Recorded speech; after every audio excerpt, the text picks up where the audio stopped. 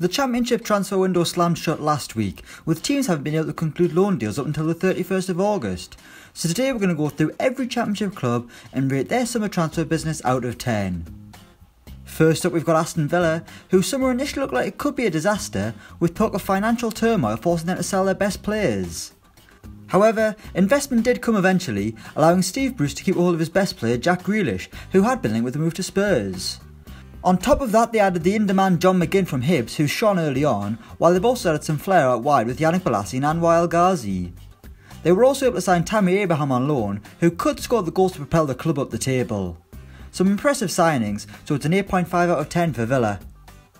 Off to rivals Birmingham City, who had a much less fruitful summer, despite another relegation battle last season.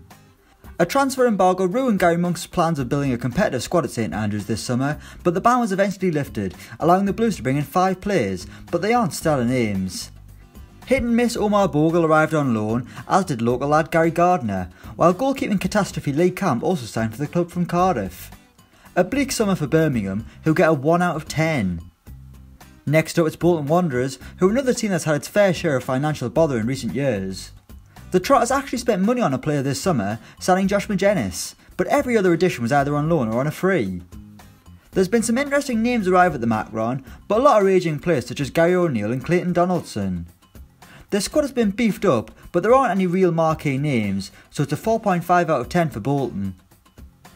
Blackburn Rovers are back in the Championship after slipping into League One, and have made a few decent signs to ensure that they don't end up back in the third tier.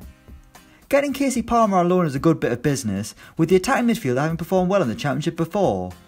Jack Rodwell's got a lot of experience in the game, and Harrison Reed is also a tidy little player. On top of that, they've added extra firepower up front with Adam Armstrong and Ben Brereton. A solid summer for Rovers, who get a 7 out of 10.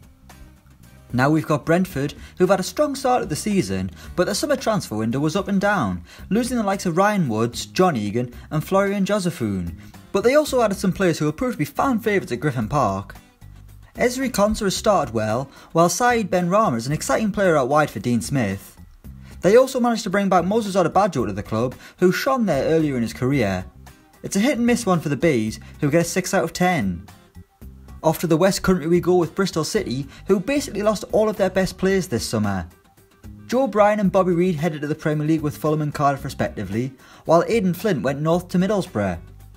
The signing of Andreas Weimann appears to be an astute one, but on paper it doesn't look like they've sufficiently replaced the players they sold off, also bringing in Thomas Callis and Jay De Silva from Chelsea on loan. They've started the season well, but Bristol's transfer business only gets a 5 out of 10. Next it's Frank Lampard's Derby County, who had a very busy summer, and a summer that surprisingly didn't include John Terry holding a Rams shirt. But while his old mate didn't sign, Frank Lampard has brought in some really exciting players, with Mason Mount probably being the pick of the bunch. The departure of last season's top scorer Matej Vidra probably won't hurt too much at Pride Park, with the Rams instead signing Jack Marriott and Martin Waghorn. It's been a summer of change at Derby, and a fruitful one at that, so they get an 8.5 out of 10 for their transfer dealings.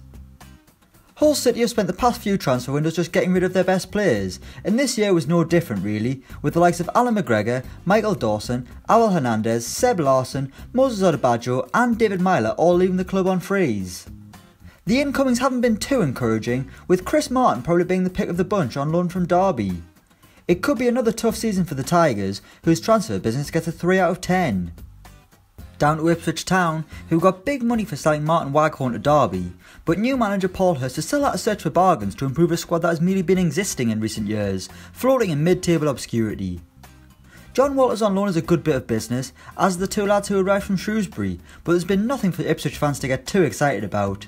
It's a 3 out of 10 for the Tractor Boys.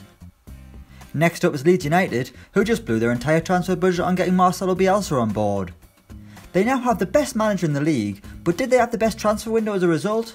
Well no, but they have signed some great players, including Patrick Bamford, Barry Douglas and Lewis Baker on loan. Leeds fans might have wanted a few more incomings, but it won't matter if results on the pitch continue. It's a 6.5 out of 10 for Bielsa and co. Joining Leeds at the top of the table are Middlesbrough, who had a hit and miss summer. They lost key players such as Ben Gibson and Adama Traore, but were still able to bring in some strong names such as Aidan Flint, Paddy McNair, Danny Bath and Mohamed Besic. I think the main worry for Borough fans has to be that they didn't replace Adama Traore, with the move for Yannick Bolasie failing. but it looks like a solid team that's capable of challenging for promotion, with some players brought in who will really suit Tony Pulis' game plan at Borough. Therefore it's a 7.5 out of 10 for Middlesbrough. Next up we've got Millwall, who didn't do too much business after flirting with the playoffs last season. They were able to add Tom Bradshaw, Jem Karakan and Yuri Skalak, who we've seen perform well in the Championship in the past, but they've also lost a key player in George Saville to Middlesbrough. It was a quiet summer at the Den, and Millwall get a 5 out of 10.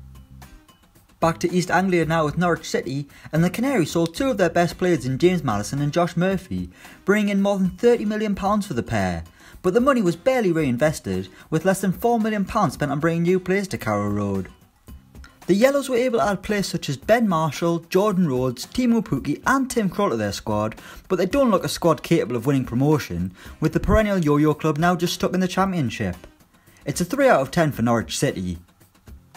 Next it's Nottingham Forest, an Aitor Karanko side have spent big as they look to end a lengthy spell in the Football League, having not played top flight football since 1999. In an attempt to sign some top players, they hooked up with super agent Jorge Mendes to help bring in the likes of João Carvalho and Gil Dias.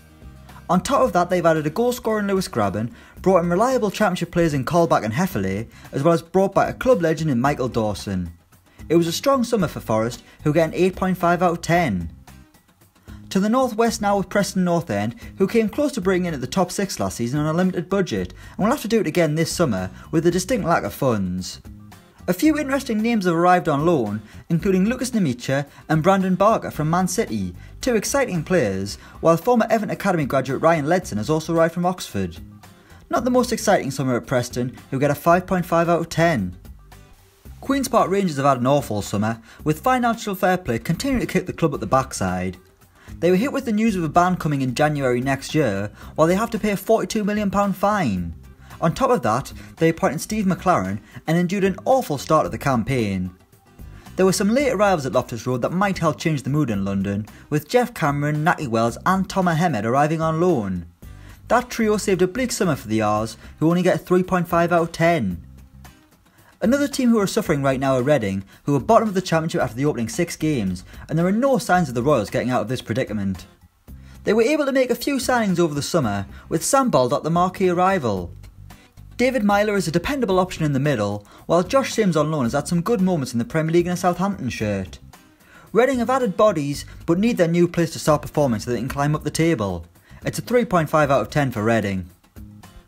Next up is newly promoted Rotherham United, whose summer was relatively quiet, which might not be ideal for fans who have seen the club flip and flop between the Championship and League One in recent years. Their biggest arrival was Billy Jones from Sunderland, which probably tells you all you need to know about their summer. Richie Towell and Sean Raggett have also arrived on loan, but the Millers will have a job staying in the division once again. It's a 2 out of 10 for Rotherham. Sheffield United have had a great start of the season, and just like last year have started the campaign at the right end of the table. Chris Wilder has done some brilliant business at Bramall Lane, with David Brooks heading to Bournemouth the only major casualty. The Blades have added John Egan, Oliver Norwood, David McGoldrick and Connor Washington, as well as bringing in the exciting Ben Woodburn on loan, which might be the pick of the bunch. Some impressive signings from Sheffield United, who get a 7 out of 10. To their rivals Sheffield Wednesday, who had a less than impressive summer, mainly due to the transfer embargo that has plagued the Owls all summer. It's been quiet at Hillsborough, with Josh Onomer and Michael Hector the only rivals, both heading to Yorkshire on loan from Tottenham and Chelsea respectively. Spurs midfielder Onomer could certainly be a key player for the club, despite an inconsistent season at Villa last time out. After a quiet summer, it's a 1.5 out of 10 for the Owls. Next is Stoke City, who've splashed out to ensure it's an immediate return to the Premier League. While performances on the pitch haven't clicked quite yet, they've put together a squad that should be capable of storming the Championship. Benik Afobe knows how to score goals at this level, and Tom Ince is at his best in the second tier, while James McLean and Ashley Williams are experienced players who should be able to do a job, and that's before we even mention Sam Clucas and Ryan Woods. Some fantastic signings who haven't quite gelled on the pitch just yet. It's a 9 out of 10 for the Potters. Swansea City were also relegated from the Premier League, but haven't seen quite as much money spent as Stoke, much to the annoyance of fans who've seen a hatful of players leave the Liberty for decent money. As expected, their best players left the club, with Alfie Mawson and Lucas Fabianski returning to the Premier League, but despite raising nearly £50 million from outgoings, less than £10 million was spent on new players. Therefore, new boss Graham Potters had to be astute with his signings, which is exactly what he's done with Barry Mackay, Declan John and Jan Dander. Cameron Carter-Vickers is a strong signing on loan, while Bersan Chilin was their biggest investment, costing £3 million from Man City. It's not been enough though from Swansea, who only get a 5 out of 10. The third team relegated to the Championship was West Brom, and they followed the Stoke model of bringing players in, but didn't spend quite as much money as the Potters. Kyle Bartley was a great signing, having impressed at Leeds a couple of years ago, while Tosin Adarabioyo from Man City is also a player with massive potential. Speaking of potential, Harvey Barnes is already realising his on loan from Leicester, while their other loan signing Dwight Gale is proving why he is arguably the Championship's deadliest striker. On top of that, they were able to sign Sam Johnston from Manchester United, who was one of the division's best keepers last season at Villa, so with the players they've signed, there's no reason West Brom shouldn't be gunning for promotion. It's a 9 out of 10 for the Baggies. And finally we've got Wigan, who are looking to solidify their position back in the Championship, having stormed League One last season. Josh Windass from Rangers is a decent bit of business, providing he can take his form from Ibrox to the Championship, while Joe Garner is a handful up front. Getting Christian Walton back on loan from Brighton is a great signing for the Latics, while Callum McManaman is back at the club where he first made his name, having left Sunderland following relegation. And to top things off, they were able to keep a hold of Nick Powell. Wigan have had no okay summer and get a 6 out of 10. So that's every Championship club's transfer business rated out of 10. Let us know your ratings in the comments below. Thanks for watching and don't forget to like, share and subscribe.